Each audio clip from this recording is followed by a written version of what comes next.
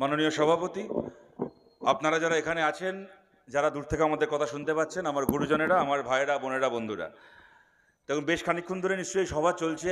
সায়ন দীর্ঘক্ষণ বলেছে, আমি যতদূর আস্তে আস্তে শুনছিলাম। আমি হয়ে গেছে টাইট করে। ঠিক আছে ঠিক আছে থাক। সায়ন নিশ্চয়ই দীর্ঘক্ষণ আপনাদের সামনে বলেছে, আমি আপনাদেরকে বেশিক্ষণ আটকে রাখছি না, আমি খুব বেশি কথার মধ্যে যাচ্ছি না। এমনি কয়েকদিন পরে ভোট, আমার বিশ্বাস আপনারা বেশিরভাগ মানুষ আপনারা ঠিক করে নিয়েছেন, আপনারা সিদ্ধান্ত নিয়েছেন আপনারা কাকে সমর্থন করবেন, কাকে আপনারা ভোট দেবেন। আপনাদের সিদ্ধান্ত যাই হোক না কেন, আপনাদের সিদ্ধান্তের উপর আমাদের আস্থা আছে, ভরসা আছে। এই পূর্ব মেদিনীপুর জেলায় আপনারা জানেন আমাদের পার্টি কঠিনতম আক্রমণের সামনে আমরা পড়েছি। এই পূর্ব মেদিনীপুর জেলায় আজকে থেকে নয়, গত প্রায় 20 বছর ধরে, 2007 সালের পর থেকে তো বিশেষ করে কঠোরতম আক্রমণের সামনে এখানে আমাদের পার্টি আক্রান্ত হয়েছে। আমাদের পার্টির এখানে কমরেডরা এখানে 1 ইঞ্চি মাটি না ছেড়ে তারা মার খেয়েছে, রক্তাক্ত হয়েছে, তারপরে তারা বাঘের বাচ্চার মতো লড়াই করেছে। বহু মানুষ দুর্দিনেও আমাদের পার্টির পাশে থেকেছেন, আমাদেরকে সমর্থন করেছেন। এখন আমাদের ঘুরে দাঁড়ানোর পালা। আপনারা পঞ্চায়েতের সময় দেখেছিলেন, যারা কেন্দ্রের ক্ষমতায় রয়েছে, আমাদের রাজ্যে 77টা MLA, 18টা MP নেওয়া দল, সেই দলের নেতা শুভেন্দু অধিকারী, সে রাজভবনে গিয়ে রাজ্যপালের কোলে বসে কেন্দ্রীয় বাহিনীর বায়না করছিল। সে গিয়ে ওদিকে আদালতে গিয়ে অভিজিৎ গাঙ্গুলিদের কাছে তখন কেন্দ্রীয় বাহিনীর বায়না করছিল। আমরা এত মার খেয়ে, এত রক্তাক্ত হয়েও আমরা কোনো কেন্দ্রীয় বাহিনীর মুখের দিকে তাকিয়ে থাকিনি। আমরা জনগণের বাহিনীর জন্য ভোট করেছি এবং মানুষকে সঙ্গে নিয়ে 10টার মধ্যে 5টা জায়গায় যেমন মার খেয়েছি, তেমন 5টা জায়গায় পাল্টা মার দিয়ে তৃণমূলের হাত থেকে পঞ্চায়েতকে আবার মুক্ত করতে পেরেছি। যে কাজ আমরা পঞ্চায়েতে করতে পেরেছি, সেই কাজ আরও ভালো করে যাতে আগামী দিনে করতে পারি, লড়াই করতে পারি, তার জন্য লোকসভায় আপনারা আমাদের পাশে থাকুন। আপনারা দেখছেন গোটা রাজ্য জুড়ে, গোটা দেশ জুড়ে রাজনীতির নামে কি হচ্ছে। এই এলাকা থেকে, পূর্ব মেদিনীপুর জেলা থেকে মমতা বন্দ্যোপাধ্যায়কে মানুষ একটা সময় দুহাত ভরে দিয়েছেন, ওখান থেকে জেলা পরিষদ। বামফ্রন্ট যখন সরকারে ছিল সেই সময় এখানকার জেলা পরিষদ দিয়েছেন ওনাদেরকে মানুষ। MLA, MP, বিভিন্ন মিউনিসিপ্যালিটি, একচেটিয়া ক্ষমতা ওরা পেয়েছে। একচেটিয়া ক্ষমতা পাওয়ার পরে যে মেদিনীপুর জেলার ঘরে ঘরে ছেলেমেয়েরা আগে টেট পরীক্ষায় বসতো, SSC পরীক্ষায় বসতো, স্কুল মাস্টারির চাকরি করতো, এখন সেই জেলায় ছেলেমেয়েরা রাস্তায় বসে অনশন করছে, ধর্ণা দিচ্ছে। আর কতগুলো চোর চিটিংবাজ পাড়ায় পঞ্চায়েতের মেম্বার 5 বছর আগে, 6 বছর আগে যাদের কাঁধে একটা গামছা থাকতো, খালি গায়ে গামছা কাঁধে নিয়ে বসে থাকতো, দূর থেকে গামছার রং দেখে চিনতে পারতাম তৃণমূলেরই নেতা আসছে। এখন গ্রামকে গ্রাম তাদের অবস্থা হয়েছে, এখন কাঁধে আর গামছা দেখবেন না, এখন 2 কিলোমিটার দূর থেকে হেঁটে আসবে, দেখবেন গলা একটা মোটা একটা কুত্তার একটা কি বলে, কুত্তার যে বকলেসের মতো সোনার চেন ঝুলছে, ওই সোনার চেন দেখলে চিনতে পারবেন তৃণমূলের নেতা আসছে। গ্রামকে গ্রাম এই চেহারা হয়েছে, পঞ্চায়েতের এই চেহারা হয়েছে, মিউনিসিপ্যালিটিগুলোর এই চেহারা হয়েছে। পয়সা খেয়ে খেয়ে এদের সম্পত্তি বাড়ছে। আপনাদেরকে বলছি এগুলোকে বন্ধ করতে হবে। শুভেন্দু অধিকারীর দৌড় আপনাদের দেখা হয়ে গেছে। ইডি সিবিআই করে লাফায়। ঠিক করে যদি তদন্ত হতো, সবার আগে ওর বাড়িতে ইডি সিবিআই যাওয়ার কথা ছিল। তার বদলে সে আজকে বিজেপিতে বসে ইডি সিবিআইয়ের নাম করে কি করে, একটা চোরকে গ্রেপ্তার তো হয় না আমাদের রাজ্যে।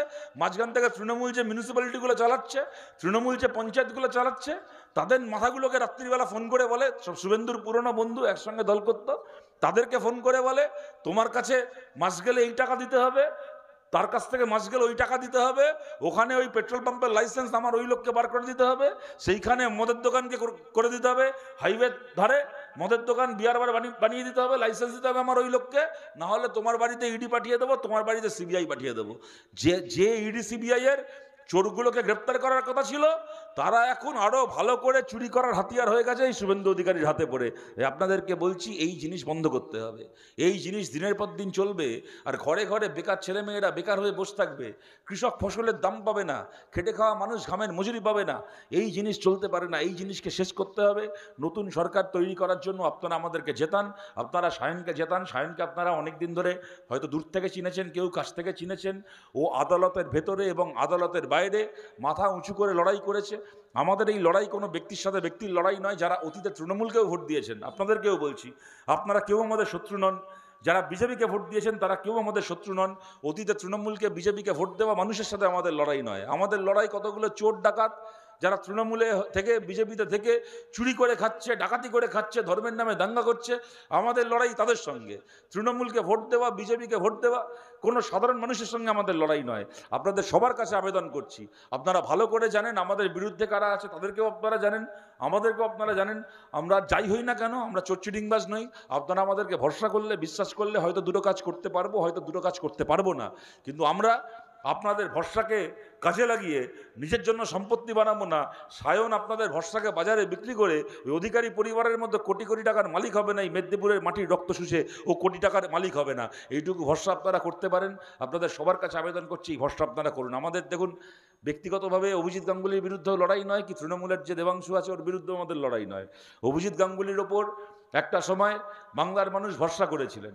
বাংলার কর্মপ্রার্থী ছেলেমেয়েরা, গোটা বাংলার সবচেয়ে বেশি যে জেলার ছেলেমেয়েরা টেট পরীক্ষা, এসএসসি পরীক্ষায় বসে, সেই জেলা হচ্ছে এই পূর্ব মেদিনীপুর, পশ্চিম মেদিনীপুর। শিক্ষার হারে আমাদের দেশের সবচেয়ে এগিয়ে থাকা জেলাগুলোর মধ্যে অন্যতম। ঘরে ঘরে এখান থেকে ছেলেমেয়েরা স্কুল মাস্টারির পরীক্ষায় বসে।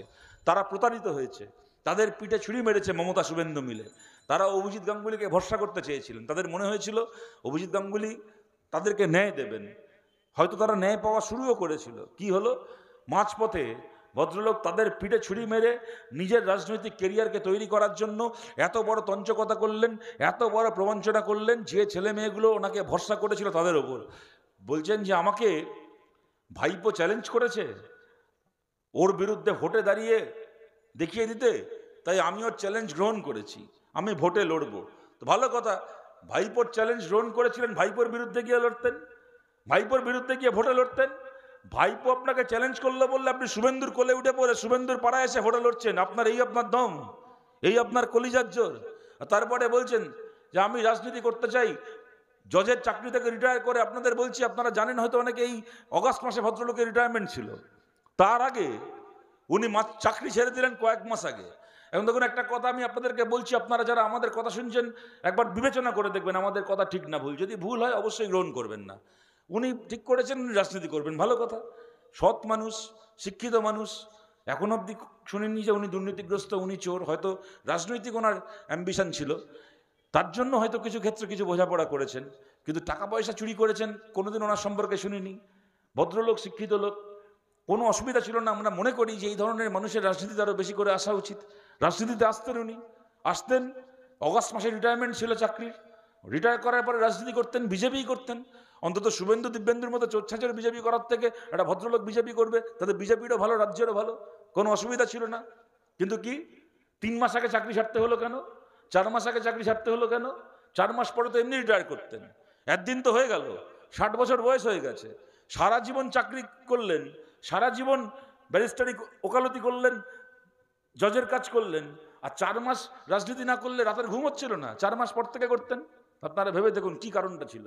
ঠিক 4 মাস আগে চাকরিটা ছাড়ার, অগাস্ট মাসে রিটায়ারমেন্টের পরেও রাজনীতি করা যেত, বিজেপি করা যেত। তখন বিজেপির হয়ে মিটিং করতে পারতেন, মিছিল করতে পারতেন, জনসভায় ভাষণ দিতে পারতেন, সব কিছু করতে পারতেন, দেওয়াল লিখতে পারতেন, পোস্টার লিখতে পারতেন। কিন্তু বিজেপির হয়ে লোকসভা ভোটে প্রার্থী হতে পারতেন না, ততদিনে লোকসভা ভোটটা শেষ হয়ে যেত। উনি রাজনীতি করবেন মিটিং মিছিল করার জন্য, লড়াই করার জন্য না। এরা এমপি এমএলএ হওয়ার জন্য রাজনীতি করতে আসে। এমপি এমএলএ হওয়ার জন্য এতগুলো ছেলে মেয়ের সঙ্গে প্রতারণা করে, যে ছেলে মেয়েগুলো ওনাকে ভরসা করেছিল, বাড়িতে বাবা মার সাথে যার ছবি রাখতো, বাড়ির দেওয়ালে রবীন্দ্রনাথ বিদ্যাসাগরের সঙ্গে ছবি রাখতো অভিজিৎ গাঙ্গুলির কিছু ছেলে মেয়ে, সেই ছেলে মেয়েগুলোর পিঠে ছুরি মেরে তাদেরকে পথে বসিয়ে দিয়ে উনি নিজের কেরিয়ার করতে চলে আসলেন। চলে এসে কি করলেন? আজকে এত বড় প্রশ্ন তুলে দিলেন। তৃণমূলের মতো একদল চোর এখন বুক ফুলিয়ে বলতে পারছে যে দেখেছো আমাদের বিরুদ্ধে একদিন যে রায়গুলো দেওয়া হচ্ছিল সেগুলো আমাদের কোনো দোষে নয়, আমরা ধোয়া তুলসী পাতা, আমরা কোনো চুরি করিনি। খালি যেহেতু অভিজিৎ গাঙ্গুলি বিজেপির লোক, তাই একদিন মিথ্যে মিথ্যে আমাদের বিরুদ্ধে রায় দিচ্ছিল। আজকে সুপ্রিম কোর্ট পর্যন্ত গিয়ে তৃণমূল এই কথা বলে রায়গুলোর উপর স্থগিতাদেশ চাইতে পারছে। এত বড় বেইমানি করলেন আপনি ছেলে মেয়েগুলোর সাথে, একবার ভাবলেন না ছেলে মেয়েগুলোর এরপরে কি হবে? তাই আপনাদেরকে অনুরোধ করছি, অভিজিৎ গাঙ্গুলির সাথে আমাদের কোনো ব্যক্তিগত শত্রুতা নেই, কিন্তু উনি যেটা করেছেন এটা উনি ঠিক করেছেন কিনা, আর এইটা যদি আজকে একটা চেহারা হয়ে যায়, এইটা যদি আজকে একটা মডেল হয়ে যায় যে এইরকমভাবে মানুষজন 100টা লোকের পিঠে ছুরি মেরে নিজের কেরিয়ার বানিয়ে নেবে, তাহলে সেটা আগামী দিনে আরও কত মানুষের পিঠের জন্য কতগুলো ছুরি অপেক্ষা করে আছে, আরও কত লোক এই পথে এগিয়ে নিজের ভালোটাকে সামলে নিয়ে অন্যকে পথে বসাবে আপনারা চিন্তা করুন। তাই আপনাদের কাছে আবেদন করছি, আমাদের কোনো ব্যক্তিগত শত্রুতা নেই অভিজিৎ গাঙ্গুলির সাথে, কিন্তু উনি যে কাজটা করেছেন এটা উনি ঠিক করেছেন না ভুল করেছেন আপনারা বিচার করুন। অভিজিৎ গাঙ্গুলির যদি রাজনীতি করার থাকে, বিজেপি করার থাকে, আপনি ভালো করে বিজেপি করুন, ভালো করে রাজনীতি করুন, দাঙ্গা হাঙ্গামা করবেন না, সম্প্রদায় ঝগড়া লাগাবেন না, ধর্মের নামে রাজনীতি করবেন না, আপনি সুস্থভাবে রাজনীতি করুন, আপনার প্রতি শুভেচ্ছা রইল। কিন্তু ওনাকে হারান আপনারা, ওনাকে হারিয়ে আপনারা বার্তা দিন যে রাজনীতি করতে গিয়ে, ব্যক্তি স্বার্থে রাজনীতি করতে গিয়ে যে ছেলে মেয়েগুলো ওনার ওপর এত বড় ভরসা করলো তাদের সঙ্গে প্রতারণা করে উনি ঠিক করেননি। আর আরেকজন যে প্রার্থী আছে তৃণমূল কংগ্রেসের, ওই দেবাংশু ভট্টাচার্য, ওকে নিয়ে দেখুন আমার এমনি খুব একটা কিছু বলার নেই, ও অত বলার যোগ্যও কেউ নয়। আপনারা জানেন তৃণমূল কংগ্রেসে মমতা বন্দ্যোপাধ্যায়ের মাথার চুলের একটা উকুনের যা গুরুত্ব আছে, দেবাংশু সেইটুকু গুরুত্ব নেই। সুতরাং ওকে নিয়ে কথা বলে ফালতু নিজেদেরও সময় নষ্ট করা, অন্যদেরও সময় নষ্ট করা, ওইসব আমি করছি না। আপনারা সায়নকে দেখেছেন, চিনেছেন, জানেন ও আপনাদের সন্তানের মতো, যারা গুরুজনেরা রয়েছেন, যারা আমাদের বন্ধুরা রয়েছে, আপনাদের ভাইয়ের মতো, বন্ধুর মতো। আপনারা ওকে আশীর্বাদ করুন, ওকে জেতান। আর দেখবেন এখন মমতা ব্যানার্জির গরুচোর ভাইপো অনেক জায়গায় বলে বেড়াচ্ছে যে ওরা জিতলে নাকি, মানে আমাদের কথা বলছে, আমরা যদি জিতি ওরা যদি হারে তাহলে নাকি লক্ষ্মীর ভাণ্ডার বন্ধ হয়ে যাবে, সরকারি প্রকল্প সেই এলাকায় বন্ধ হয়ে যেতে পারে। আরে কেন রে গরুচোর, তোর বাড়ির আলমারি থেকে টাকা আসছে যে তুই হারলে বন্ধ হয়ে যাবে? কোন হনুরে তুই? এবার আপনাদের বলছি, আপনারা জানেন এই বাংলায় বার্ধক্য ভাতা, বেকার ভাতা, বিধবা ভাতা এইগুলো চালু করেছিল বামফ্রন্ট সরকার। কোনোদিন শুনেছিলেন জ্যোতি বসুকে এই কথা বলতে যে যদি বামফ্রন্ট কোথাও হারে তাহলে বার্ধক্য ভাতা বন্ধ হয়ে যাবে, বিধবা ভাতা বন্ধ হয়ে যাবে? বুদ্ধদা কোনোদিন এই কথা বলেছিলেন? কোনোদিন বলিনি। কারণ আমরা জানি টাকাগুলো আমাদের বাবার টাকা নয়, টাকাগুলো মানুষের টাকা, মানুষ পাচ্ছেন, মানুষ টাকাটাকে নিয়ে আমাদের ধন্য করছেন। আমরা কোনো দয়া করছি না মানুষের ওপর, মানুষের প্রাপ্য টাকা মানুষ পাচ্ছেন। এরা এত বড় আস্পর্ধা এদের, সরকারের প্রকল্পের টাকা 100 টাকার মধ্যে 95 টাকা নিজেরা চুরি করে 5 টাকা বিলোচ্ছে, তার জন্য আবার লোকের কাছে এসে বলছে আমরা হারলে এটাও বন্ধ হয়ে যাবে। তোর বাপের ক্ষমতা থাকলে বন্ধ করে দেখা, চ্যালেঞ্জ করছি, কারো বাবার ক্ষমতা থাকলে বন্ধ করে দেখা। সরকারি প্রকল্পের টাকা মানুষ যেমন পাচ্ছেন তেমন পাবেন। আপনাদের পরিষ্কার বলছি, এই কথা জনে জনে পৌঁছে দিতে হবে, এই বার্তা ছড়িয়ে দিতে হবে। সরকারি প্রকল্পের প্রতিটা নয়া পয়সা যেমন পাচ্ছেন তেমন পাবেন, খালি কি বন্ধ হবে? আজকে একটা লক্ষ্মীর ভাণ্ডারের টাকা পাওয়ার জন্য, লিস্টে নাম তোলার জন্য যে তৃণমূলকে 2000 টাকা 3000 টাকা দিতে হয়, আজকে একটা বাড়ি তৈরির টাকা পাওয়ার জন্য আগে তৃণমূলকে 20,000 টাকা 30,000 টাকা দিয়ে আসতে হবে, ঘুষ দিয়ে আসতে হবে, তারপরে আপনার ইন্সপেকশন হবে, তারপরে বাড়ির টাকা স্যাংশন হবে, ওদের মিটিংয়ে যেতে হবে, মিছিলে যেতে হবে, না হলে আপনার লিস্ট থেকে নাম কাটা যাবে। এই যে জুলুমবাজি, এই যে গাজোয়ারি, এই গাজোয়ারি বন্ধ হবে, জুলুমবাজি বন্ধ হবে। মানুষ সরকারি প্রকল্পের টাকা, আমাদের মা বোনেরা সরকারি প্রকল্পের টাকা যেমন পাচ্ছেন তেমন পাবেন।